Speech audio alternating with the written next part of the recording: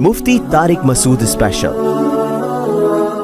اللہ کے دین میں یاد رکھو لچک نہیں ہے، آسانی بہت ہے، لچک نہیں ہے۔ جو آسانی اللہ نے دینی تھی وہ دے دی ہے، اپنی طرف سے مزید آسانیاں آپ کو پیدا کرنے کی اجازت نہیں ہے۔ اکثر لوگ یہ بات کہتے ہیں اللہ غفور الرحیم ہے، اللہ معاف کر دے گا، یہ بہت خطرناک جملہ ہے۔ آپ خدا کی نافرمانی کر رہے ہو اور یہ کہہ رہے ہو کہ اللہ کیا ہے؟ غفور الرحیم ہے۔ یہ بہت، دیکھو اللہ جب گناہ کی بات کرتا ہے نا کہ گناہ مت کرو تو جہنم کی وعیدیں سنا کے ڈراتا ہے، وہاں یہ نہیں کہتا کہ میں غفور الرحیم ہوں۔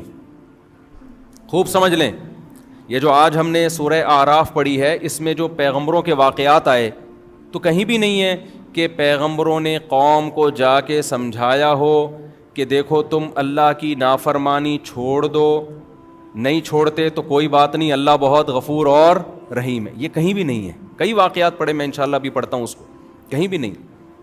ہر پیغمبر نے کہا انی اخاف علیکم عذاب یوم عظیم، تم نے گناہ نہیں چھوڑا، ہمیں ڈر ہے کہ بہت بڑا عذاب نہ تمہارے اوپر آ جائے۔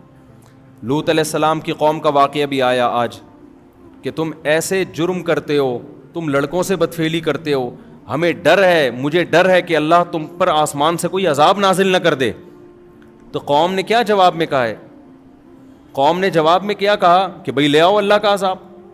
وہ کہہ رہے ہیں توبہ استغفار کرو، چھوڑو اس جرم کو، عذاب آئے گا۔ قوم جواب میں کیا کہہ رہی ہے کہ بھئی آپ بہت پاک دامن ہو، آپ علاقہ چھوڑ کے چلے جاؤ۔ تو جواب میں لوط علیہ السلام نے یہ نہیں کہا کہ نہیں عذاب نہیں آئے گا، اللہ کیا ہے؟ بہت غفور اور رحیم ہے۔ ہمارے ساتھ مسئلہ یہ ہے کہ جو چیز جہاں کی ہوتی ہے ہم وہاں نہیں فٹ کر رہے ہوتے اس کو۔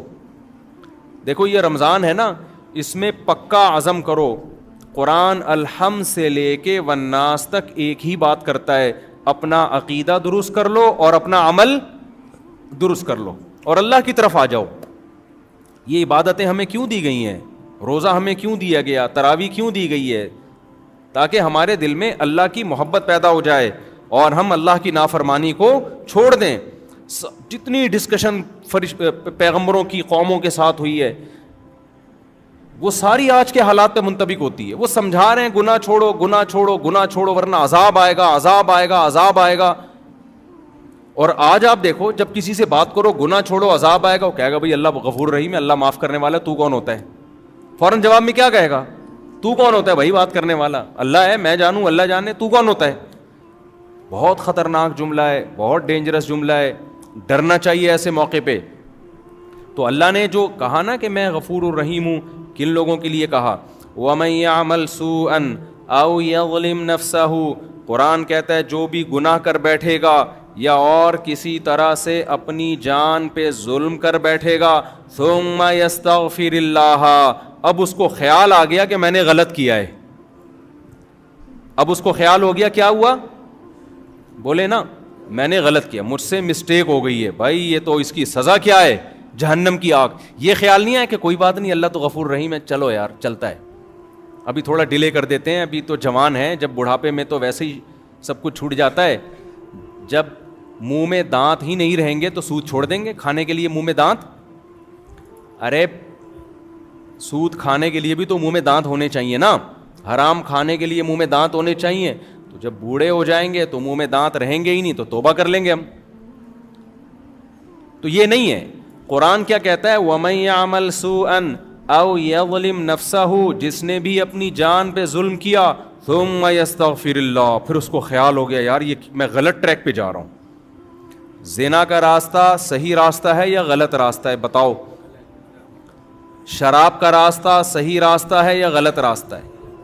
داڑھی کٹانے کا راستہ صحیح ہے یا داڑھی رکھنے کا راستہ صحیح ہے؟ ذرا بول دیں منہ سے کائنڈلی۔ رکھنے کا، یہ اللہ کے نبی کا حکم ہے بھائی۔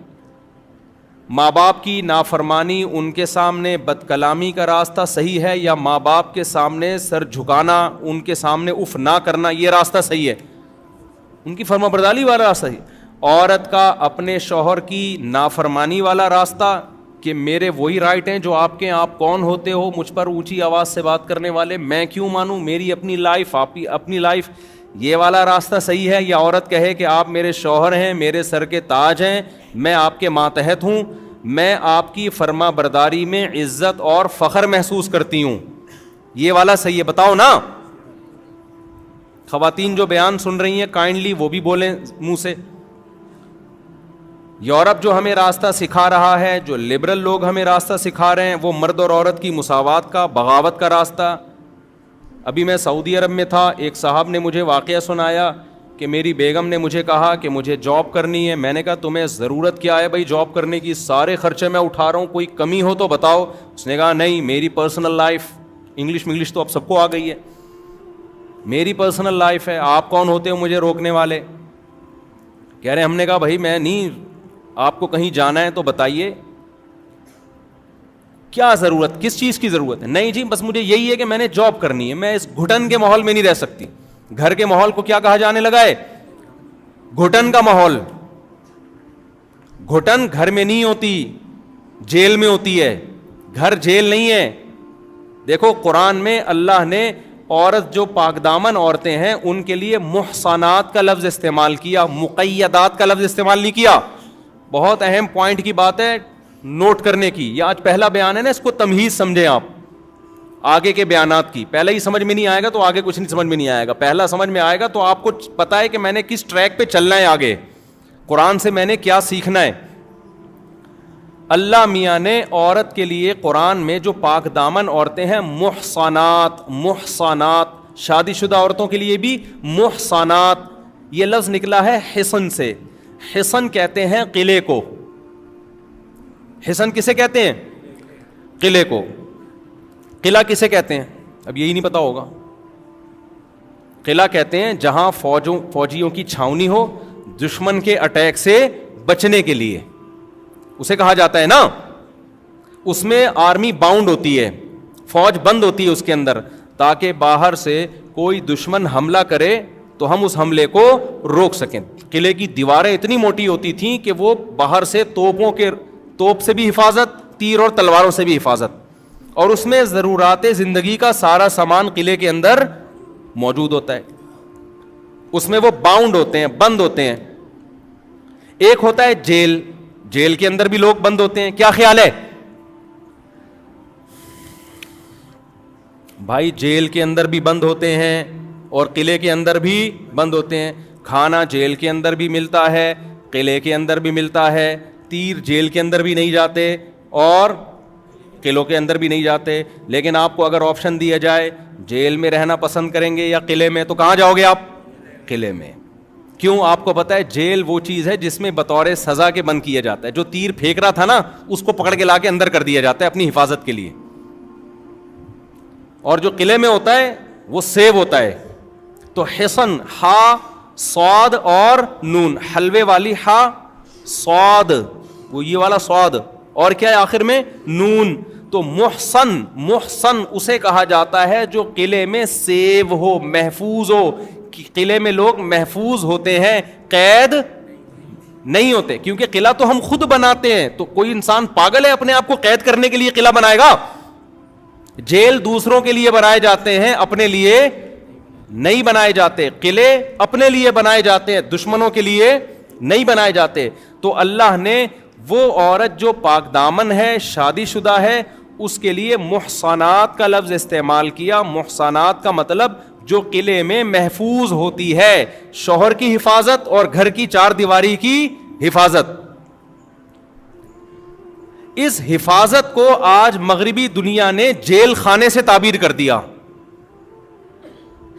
کس سے تعبیر کر دی؟ یہ قید ہے. گھر میں کیا یہ عورت قید ہے, شوہر کی پابند ہے تو گویا قید ہے, غلام ہے.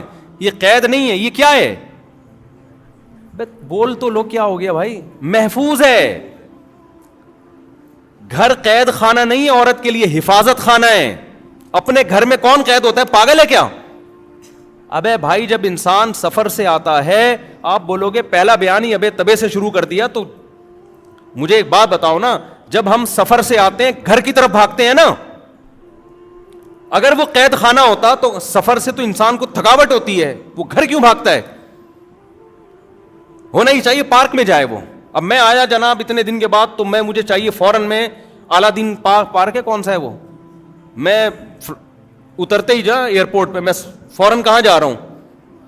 اعلیٰ دین پارک میں, بی اما پارک میں جا رہا ہوں. یہاں بی اما پارک بھی ایک, یا اور کسی پارک میں جا رہا ہوں. تو لوگ کہیں گے مولوی صاحب ہو کیا گیا؟ میں کہوں گا گھر چار دیواری, قید. یہ پارک کھلا ڈلا, کھلا آسمان, کوے, جو مرضی کرو. تو وہ کہیں گے بھائی آپ کا گھر میں آپ جو مرضی کرو یار, یہاں مولوی صاحب ایسے لیٹو گے, کوئی تصویر بنا کے ڈال دے, یہاں قمیض اتار کے نہیں بیٹھ سکتے آپ. گھر جتنا محفوظ ہے مرد کے لیے بھی اور عورت کے لیے بھی, اتنی کوئی جگہ محفوظ نہیں ہے. تو اسلام نے عورت کو جو گھر کی چار دیواری میں بند کیا ہے, تو یہ بند کرنا اس کو قید میں ڈالنے کے لیے نہیں, بلکہ اس کو حفاظت خانہ دینے کے لیے, تاکہ وہ کیا ہو جائے, محفوظ. اور شوہر کی اطاعت اور فرما برداری پہ اس لیے لگا دیا کہ مرد طاقتور ہے, جب عورت میاں کی فرما برداری کرے گی تو میاں پھر اس کے لیے جان دینے کے لیے بھی تیار ہوگا, اس کی حفاظت کرے گا, وہ پھر اس کے تمام ضرورتیں پوری کرے گا, اس کی اولاد کی کفالت کرے گا, اس کی عزت بھی محفوظ, اس کو وراثت بھی ملے گی مرنے کے بعد, اور پھر زندگی بھر کے لیے اس کا خیال کرے گا, جیسے کہ کرتے ہیں, میجورٹی کرتی ہے, چند ایک بے وقوفوں کو چھوڑ کے. تو میں جلدی سے بات کو کمپلیٹ کرتا ہوں. اگر میں آپ کی مرضی کی باتیں کرنے کے لیے آیا ہوں تو پھر بھائی جو پھر مجھے لکھ کے دے دو, میں پڑھ کے سنا دوں گا. اور اگر میں وہ باتیں کروانا چاہ رہا ہوں جو قرآن کروا رہا ہے, اور انشاءاللہ یہ ساری باتیں قرآن میں آئیں گی, میری اپنی طرف سے کوئی بات نہیں ہے. تو یہاں جو خواتین تراویح پڑھنے آ رہی ہیں, یہاں جو آدمی پڑھنے کے لیے آ رہے ہیں, وہ سب یہ دماغ میں رکھیں کہ یہ میں اپنا کوئی فرقہ نہیں لانچ کیا, میں اپنی کوئی بات نہیں کروں گا, یہ ساری باتیں کس کی ہوں گی, قرآن کی. تو اللہ نے عورت کے لیے محصنات کا لفظ استعمال کیا. یہ محصنات کا لفظ محفوظ عورتیں, یہ کون ہوتی ہیں, جن کے میاں ہوتے ہیں, وہ میاں کی اطاعت کرتی ہیں اور میاں کی مرضی کے بغیر گھر کی چار دیواری سے باہر بولو نہیں نکلتی. تو وہ میں بتا رہا تھا, انہوں نے کہا, میری بیگم نے کہا جاب کرنی ہے, ایکچولی جاب یہ وہ میں قید نہیں رہ سکتی. انہوں نے کہا پھر مجبور ہو گئے. پھر جاب کے بعد کیا ہوتا ہے, پھر وہ گھر ٹوٹتے ہیں. پھر جب شوہر دیکھتے ہیں میری کوئی بات ہی نہیں مان رہی, تو پھر وہ خرچہ کرنا شروع, بھائی تم جاب کر رہی ہو تم خود کھاؤ. کہتی ہیں ٹھیک ہے میں انڈیپینڈنٹ, مجھے اتنی تنخواہ مل رہی ہے, مجھے کیا ضرورت ہے. پھر جب کیا ہوا تو پھر بچے باپ سے محروم ہو جاتے ہیں, بچے ڈیوائڈ ہو جاتے ہیں. بالآخر پھر وہی نتیجہ نکلتا ہے. جوانی میں ایسی خواتین لائف کو انجوائے کرتی ہیں, اور جہاں جوانی ڈھلکنا شروع ہوئی, انجوائمنٹ گئی. اب تو خود ہی بھیج دیا کرو نا جہاں بھیجتا ہوں میں, وہ ساری انجوائمنٹ کہاں گئی, تیل لینے. وہ سب مزے کیا ہو گئے, کرکرے. اور مرد کے دل میں بھی پھر اس عورت کی محبت ختم ہو گئی تھی. جب میرے ساتھ وفا نہیں کر رہی ہے تو ٹائم پاس کرو, وہ بھی ٹیشو پیپر کی طرح. مرد کے بڑے مزے ہو جاتے ہیں, میں بتا دوں. خواتین سمجھتی ہیں میاں کو چھوڑ کے جائیں گی تو میاں ٹینشن میں آئے گا. وہ غیرت مند لوگ تھوڑے دن کے لیے ٹینشن میں آتے ہیں, پھر وہ بھی بے غیرت بن جاتے ہیں. وہ کہتے ہیں یار جب سوسائٹی یہی چل رہی ہے تو پھر انجوائے کرو نا, پھر ٹینشن لینے کی ضرورت کیا ہے. تو مرد کی انجوائمنٹ تو بہت زیادہ بڑھ جائے گی, وہ تو کوئی باؤنڈ ہی نہیں ہوگا نا, حقوق کا پابند ہی نہیں ہوگا, وہ تو لائف کو انجوائے کرے گا. تو پھر نتیجہ کیا نکلے گا کہ بڑھاپے میں مزے کون اڑائے گا, کتوں کے مزے ہوں گے بڑھاپے میں. حقیقت بتا رہا ہوں آپ کو. بڑھاپے میں آپ, کیونکہ بچے بھی پھر نہیں ہوتے طلاقوں کے بعد, بچے ایک آدھ ہوئے, وہ بڑے ہو گئے, وہ بھی مارکیٹ سے شارٹ, وہ پھر وہ اپنا انجوائے کر رہے ہیں. وہ اپنی اماں کو کہے گی بیٹی کہ اماں جب تو میرے ابا کی پابند نہیں ہے تو میں تیری پابند کس خوشی میں بھی لائف کو کیا کروں گی. یار تم لوگ پتہ نہیں کیا ہو گیا آج تم لوگوں کو, تو بول دو منہ سے نا. دیکھو جب بیگم صاحبہ شوہر کی پابند نہیں, اب جو ہے نا پوری دنیا اس طرف جا رہی ہے, اس لیے میں ان ٹاپک پہ اتنا زیادہ چیختا ہوں. لوگ کہتے ہیں اتنا کیوں چیخ رہے ہو اس ٹاپک پر, پوری دنیا جا ادھر کو رہی ہے. نماز چلتی رہے گی, زکاتیں بھی نکلتی رہیں گی, رمضان کے روزے بھی چلیں گے, لیکن ہمارا فیملی سسٹم کیا ہو جائے گا, برباد, تباہی. عرب بھی اسی طرف جا رہے ہیں, اب عجم بھی اسی طرف جا رہے ہیں. اس کو روکنا ہے, ہم نے بند باندھنا ہے اس کے آگے. اس کے میں سائڈ افیکٹ بتا رہا ہوں آپ کو. تو پھر کیا ہوگا, اماں نے جب ابا کو چھوڑا, بچوں کے ابا کو, تو پھر بیٹیاں کیا کہیں گی, اماں جب آپ ہمارے ابا کی نہیں ہو تو ہم بھی کس کے نہیں ہیں, آپ کے نہیں ہو. تو پھر بڑا چھوٹا تھوڑی ہوتا ہے کوئی, پھر تو انڈیپینڈنٹ ہے نا. تو میں جا رہی ہوں, اپنی گرل فرینڈ میرا آیا ہوا ہے گاڑی لے کے, اماں ٹاٹا.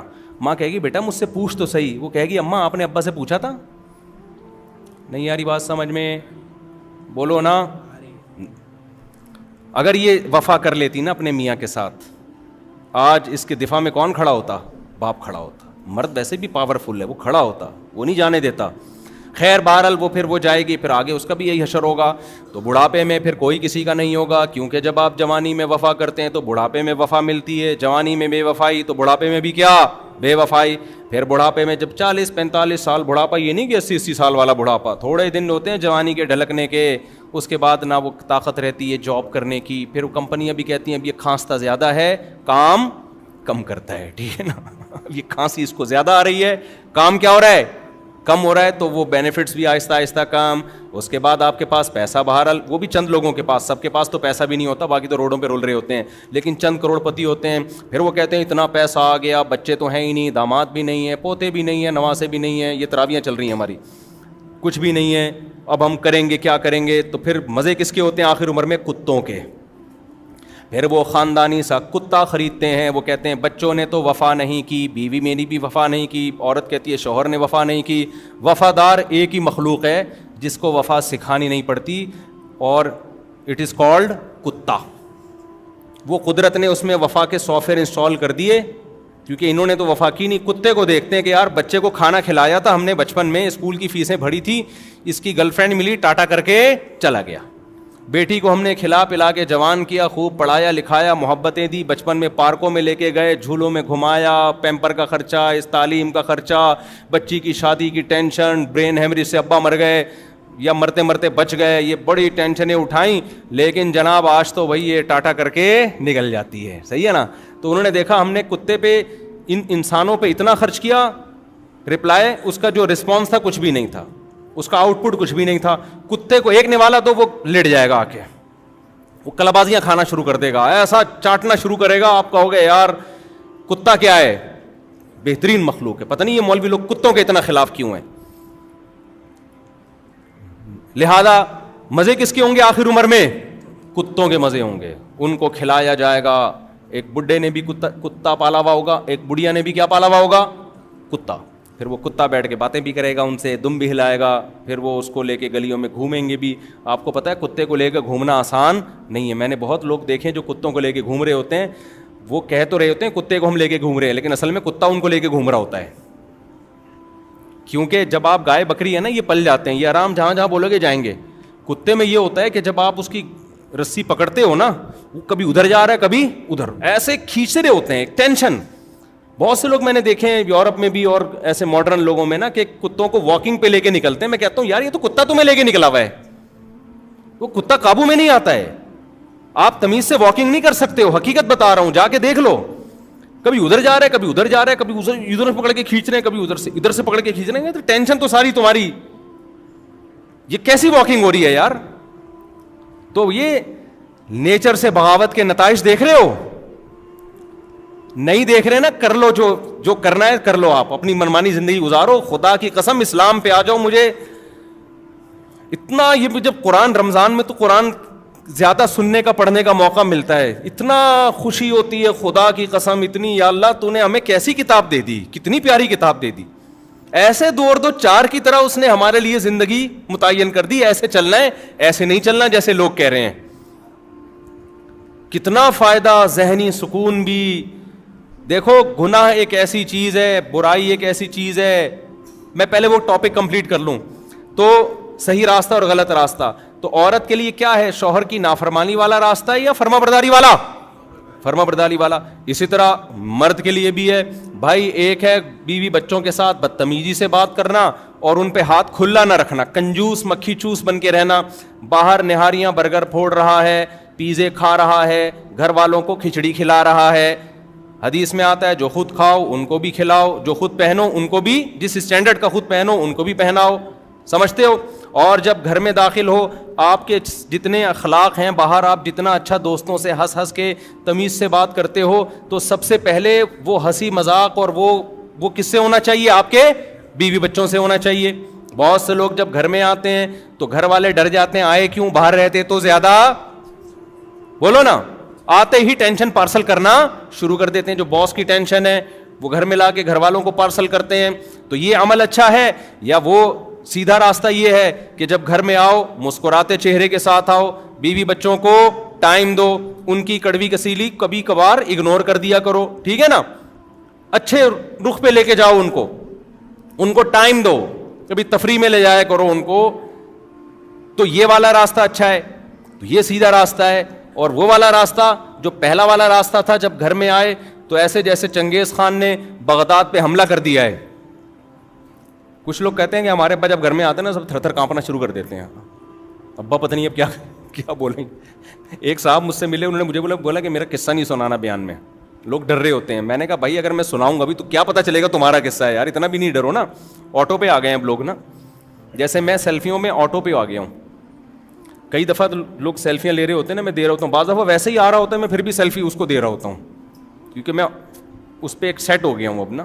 جو بھی آ رہا ہے منہ آگے کر کے نا, مجھے پتا ہوتا ہے سیلفی لے گا. تو بعض دفعہ نہیں بھی لے رہا ہوتا نا, میں اس کو سیلفی دے رہا ہوتا ہوں کہ بھائی تو سیلفی لے لے. تو وہ آٹومیٹک پہ ہو گیا ہوں میں. تو اب کیا ہے کہ انہوں نے کہا میرے ابا میری کوئی بات نہیں مانتے. ایسے ابا بھی ہیں مارکیٹ میں. کہہ رہے میرے دل کی کوئی چاہت ہوتی ہے نا, میں ابا سے بول نہیں سکتا, مجھے پتا ہے میں پٹوں گا. ابا بولیں گے تو نے بولا کیوں؟ تو یہاں کون غلط ہے بھائی, بولو یار. آپ نے تو گھر کا نظام وہ بنا دیا ہے بالکل ایک میدان جنگ. جیسے آفیسر حکم دیتا ہے کہ فوجیوں کو کہ اب یہ کرنا ہے, یہ کرنا ہے. فوجی کو یہ اجازت تھوڑی ہے, سر کائنڈلی میرا دل چاہ رہا ہے کہ یہ والا بم میں وہاں کے بجائے وہاں جا کے پھاڑ دوں. ٹھیک ہے, اس کو اجازت ہوتی ہے فوجیوں, ماتحت فوجیوں کو اجازت ہوتی ہے. بھائی میدان جنگ میں فوجی انتظار کرتا ہے اپنے آفیسر کے آرڈر کا, جو آرڈر ہوگا اس پہ عمل کرنا ہے. یہی ہوتا ہے نا, گھریلو ماحول تھوڑی ہوتا ہے میدان جنگ میں, اور ہونا بھی نہیں چاہیے.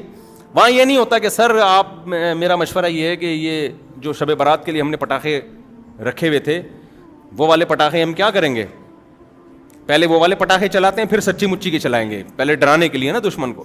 وہاں مشورے نہیں چل رہے ہوتے, مشورے تو پیچھے ہوتے ہیں, اور وہ بھی آفیسرز میں ہوتے ہیں. وہ ماتحت لوگوں سے بہت کم مشورے لیے جاتے ہیں. تو اب بعض ابا ایسے ہیں, انہوں نے گھر میں ماشاء اللہ لگایا ہوا ہے. ہم ٹھیک ہے, ہم بھی وہ اس جمہوریت کے قائل نہیں ہیں جو آج کل مارکیٹ میں چل رہی ہے, لیکن ایسا بھی نہیں ہونا چاہیے نا. ایسا ماشاء اللہ لگا دیا کہ آپ اپنے بچوں کی, ان کی اپنی چاہتیں کیا ہے ان کو آپ نے بالکل اگنور کر دیا. خاص طور پہ شادی بیاہ کے معاملے میں وہ تو بیڑا غرق ہو جاتا ہے بیچاروں کا, بغاوت پھیلتی ہے.